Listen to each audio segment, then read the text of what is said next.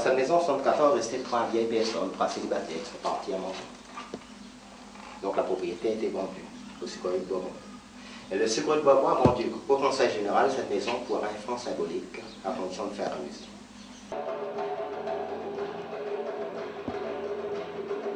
Marie-Anne Thérèse Omblin, Gonneau-Montbrun. Elle a épousé Henri Paulin Panon des Bassins. Des Bassins, une grande famille esclavagiste du 18 et 19e siècle. Donc elle avait 295 esclaves sur cette propriété. Et 111 sur notre propriété qui se trouve un peu plus haut, Bernica.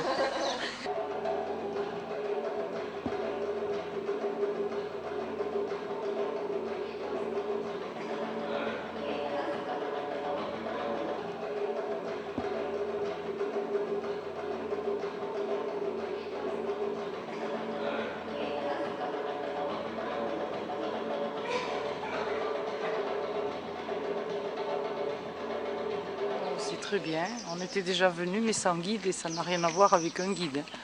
C'est beaucoup plus intéressant. Oui, j'ai adoré. Le guide était très intéressant, c'était très émouvant. Bon, ça permet de connaître le patrimoine de la Réunion.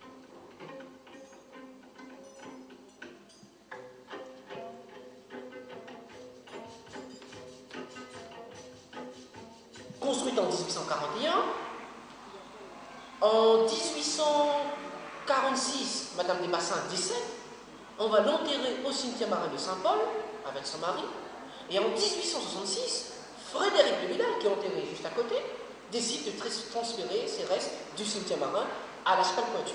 Donc en 1866, elle est enterrée ici, Madame des Bassins, et c'est à partir de cette date que les jésuites vont réaliser toutes les décorations que vous voyez autour de la rotonde avec les croix ou les fleurs de vie.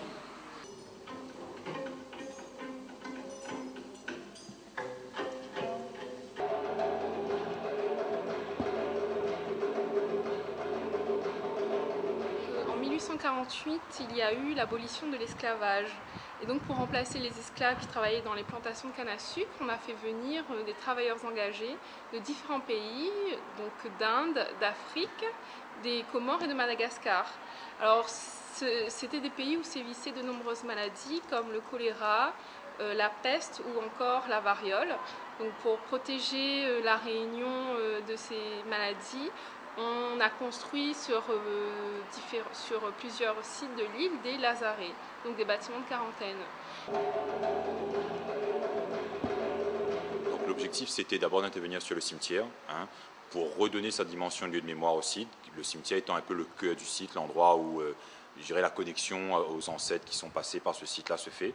Dans un second temps, c'était les travaux de l'infirmerie, qui consistait à établir une base posée où on puisse déployer une exposition, avoir une structure d'accueil.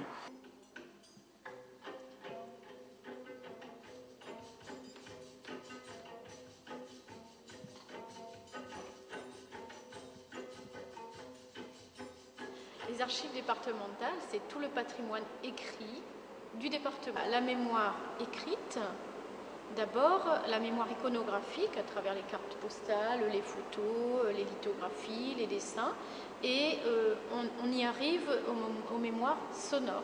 Nous avons principalement mené une politique de collecte de fonds privés. On essaie de sensibiliser, puisque je rappelle quand même l'objectif. L'objectif à terme est de mettre en ligne plus de 30 000 images accessibles directement dès chez soi par le biais du site internet www.ihoi.org.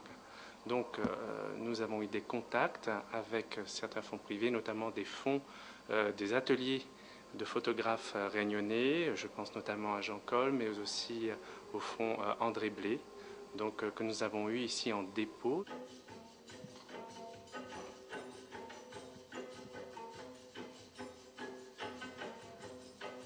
Ah, donc on perd, la pas moins l'auteur, comme là la finit pas loin, qui a pas il va au maître. Ah, donc on perd, la pas moins l'auteur. C'est une exposition donc sur l'écriture musicale et plus particulièrement sur les partitions. On est au musée Londiès, c'est un musée d'art mais aussi un musée d'histoire. À l'occasion des journées du patrimoine, le musée accueille l'association Ars en Vol qui regroupe plusieurs peintres qui se sont installés dans le musée. Et d'où? De la Plaine des Caves. Vous avez fait tous ce déplacement pour venir visiter les musées? Oui. C'était important pour vous de... Pour ma fille. Pour les enfants aussi, je trouve ça génial parce qu'il y a plein de choses qui leur sont proposées. Donc ça leur permet aussi de découvrir d'une manière un peu ludique ce qui est l'art.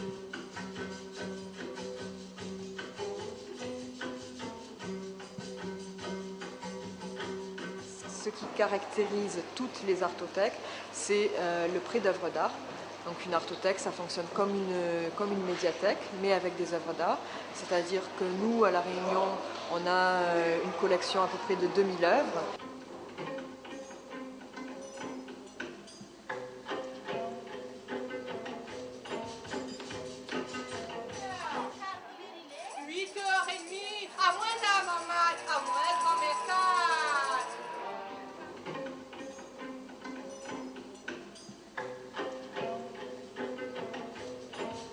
Départementale souhaite mettre en avant les éditeurs réunionnais du patrimoine. On a invité tous les éditeurs réunionnais qui traitent de patrimoine au sens large, à la fois cuisine, mais aussi contes, littérature jeunesse, enfin, tout ce qui a trait au patrimoine au sens large.